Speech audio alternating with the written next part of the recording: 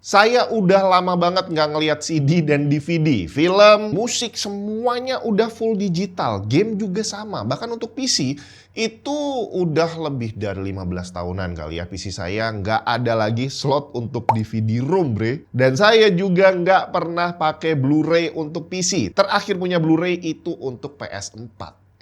Sekarang muncul berita kalau Blu-ray-nya udah bakal disuntik mati.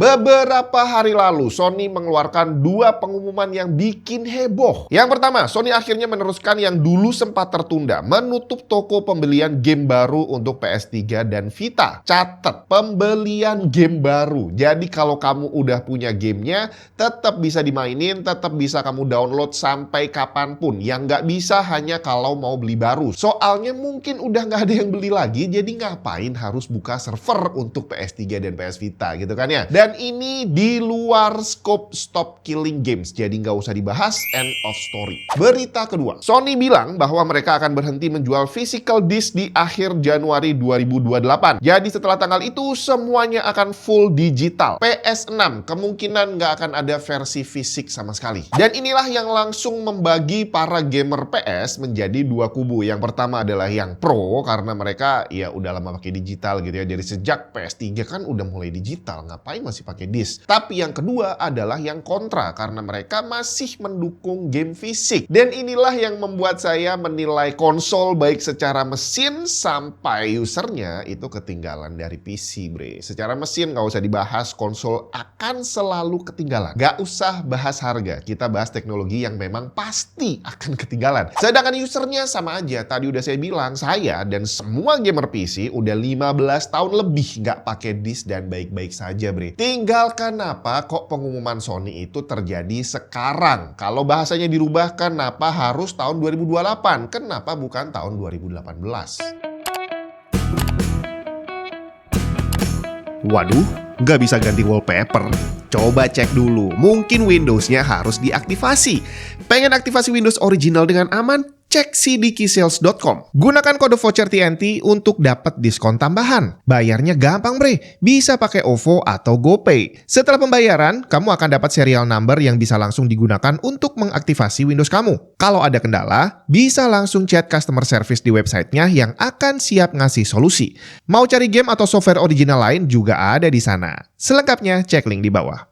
Sekarang udah aktif, bisa nih pakai foto telanjang buat jadi wallpaper. Zaman dulu, kelebihan PlayStation dibandingin PC selain game eksklusifnya adalah Blu-ray-nya. Dalam konteks hiburan, film, dan musik, Blu-ray player di PC adalah barang mewah yang hampir sebagian besar penggunanya nggak punya. Dan PlayStation dari saat zaman PS3 udah sempat disebut sebagai Blu-ray player termurah. Daripada beli Blu-ray player untuk putar film doang, mendingan beli PS3 sekalian dapat gaming konsol dan mini PC untuk multimedia. Dan memang disc ini adalah ciri khas PlayStation dari sejak awal mereka rilis. Di saat banyak konsol saat itu masih pakai cartridge, mereka keluar udah pakai CD. Berlanjut DVD dan sampai sekarang pakai Blu-ray. Tapi kenapa kok harus disuntik mati? Kenapa nggak diterusin aja? Walaupun mungkin udah nggak terlalu laku, tapi harusnya masih laku kali ya. Soalnya kan banyak yang dukung. Awalnya semua game dijual dalam bentuk fisik. Dari awal dulu bentuknya disket, berubah ke CD, DVD, dan untuk PC berhenti sampai di situ. Lanjut Blu-ray itu hanya untuk konsol. Saat CD dan DVD masih digunakan, internet belum kayak sekarang. Nggak ada DRM yang pakai verifikasi online. Semuanya ada di paket penjualan CD-nya yang umumnya dalam bentuk serial number. Beberapa nambahin file verifikasi di dalam disknya, jadi selain serial number, CD-nya juga harus ada di dalam sistem. Lumayan manjur dibandingin murni serial number, tapi masih banyak celahnya. CD-nya masih bisa di-clone, filenya masih bisa di-crack, serial number-nya masih bisa di-share. Bahkan di PC ada yang namanya virtual disk. CD-nya dibikin image dan disimpan di hard disk. Nggak perlu pakai CD fisik lagi. Ukuran game saat itu juga relatif kecil. Satu keping CD size-nya sekitar 700 MB dan awalnya banyak game yang cukup disimpan di satu CD. Perlahan tambah gede, nambah harus pakai 2 CD, 3 CD, bahkan ada yang pakai 4 CD. Berarti size-nya udah hampir 3 GB. Lalu muncullah DVD yang kapasitasnya 4,7 GB. Kita nggak butuh lagi banyak CD, cukup satu keping DVD. Sampai di sini PC masih bisa mengejar. DVD-ROM masih banyak saat itu, DVD RW untuk nge-burn data ke dalam DVD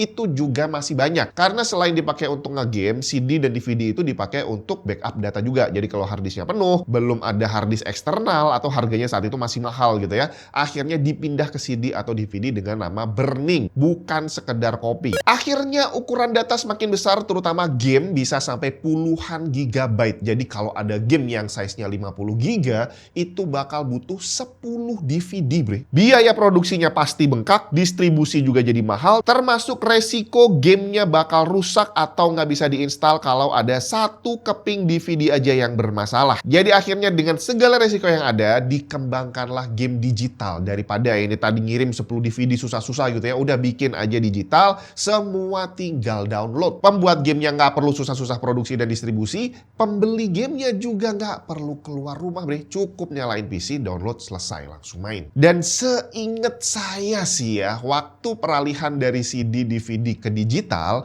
itu nggak ada resistensi macam yang terjadi pada konsol sekarang. Jadi yang saya ingat saat itu, semua pengguna PC ya udah beralih dengan baik-baik saja dan semua orang happy. Seinget saya, kalau salah, misalkan kamu termasuk yang keberatan, boleh diceritain di kolom komentar. Tahun 2006, PS3 rilis dengan teknologi baru, Blu-ray disc yang kapasitasnya bisa mencapai 50 GB. Sayangnya, teknologi Blu-ray ini boleh dibilang adalah alien untuk PC gamer bahkan sampai hari ini. CD dan DVD kosong itu harganya murah. Dari sejak awal rilis itu murah, cuma beberapa ribu. DVD kalau yang bagus ada yang beberapa puluh ribu gitu ya, tapi at least harganya terjangkau. DVD-ROM-nya, DVD RW-nya itu juga murah, bre, hanya beberapa ratus ribu aja. Sedangkan Blu-ray, satu keping itu bisa ratusan ribu. Playernya untuk ngeburn DVD-nya atau yang sekedar ROM aja untuk PC, harganya bisa jutaan. Jadi beli satu keping Blu-ray kosong itu sudah sama harganya dengan beli satu game digital. Ngapain susah-susah beli kepingnya kalau udah bisa dapat gamenya langsung, ya kan? Jadi akhirnya PS3 dan PS4 simply adalah Blu-ray gaming machine paling laris karena nggak ada lawannya. Bahkan Sony sempat bikin video promosi cara sharing game di PS4 yang sesimpel ngasih Blu-ray gamenya ke temen kamu. Bukan cuma dipinjem, mau dijual lagi juga bisa. Beda dengan game digital yang nggak bisa dipinjemin ke siapapun dan nggak bisa dijual lagi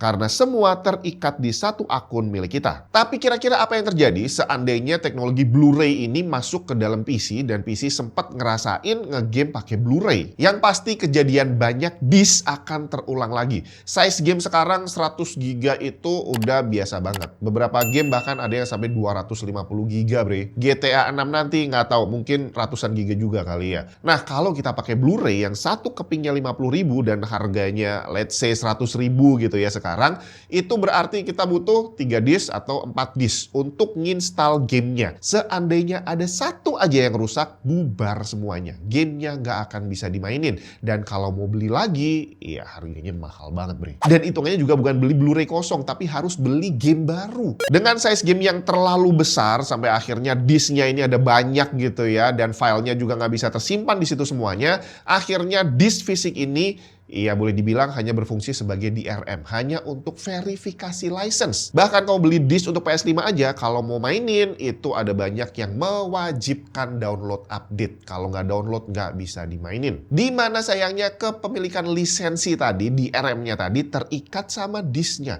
Kalau disknya rusak, disknya hilang, DRM-nya hilang. Lisensi yang sudah kamu beli langsung hilang. Nggak bisa klaim garansi, harus beli game baru kayak yang tadi barusan saya bilang. Beda dengan game digital, nggak mungkin hilang dan nggak mungkin rusak, bre. Nggak usah ngebahas The Crew dan Stop Killing Games. Ini adalah pembahasan yang berbeda dan yang terjadi di sana hanya persentase kecil banget dari keseluruhan game yang ada di pasaran. Jadi yang disuntik mati lisensi kita di revoke itu cuma dikit banget. Sisanya nggak ada masalah dengan itu. Nah, dengan segala macam kelebihan dan kekurangan game fisik dan digital ini, kira-kira apakah langkah yang dilakukan Sony ini udah bener menyuntik mati Blu-ray di tahun 2028 nanti? Kita lihat dulu aja angka penjualannya. Di kuartal keempat 2025 tercatat penjualan game digital Sony mencapai 85%. Yang beli game fisik cuma 15%, bre. Di mana ini meningkat 78% dibandingin tahun sebelumnya. Artinya bahkan gamer PS aja udah dengan sadar mulai beralih ke digital.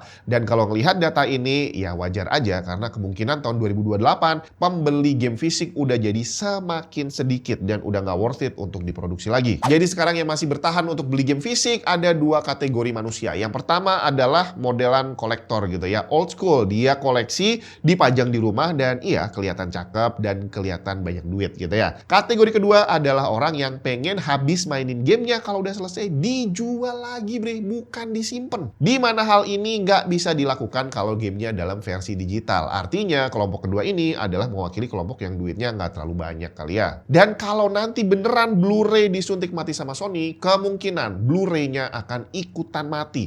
Karena yang saya tahu sih sampai hari ini orang yang nonton film dan dengerin musik pakai Blu-ray itu udah hampir nggak ada juga. Jadi kalau sampai Sony selesai, ya Blu-ray-nya ikutan selesai. Kira-kira kamu termasuk yang mana? Apakah mendukung atau menolak game fisik dihilangkan?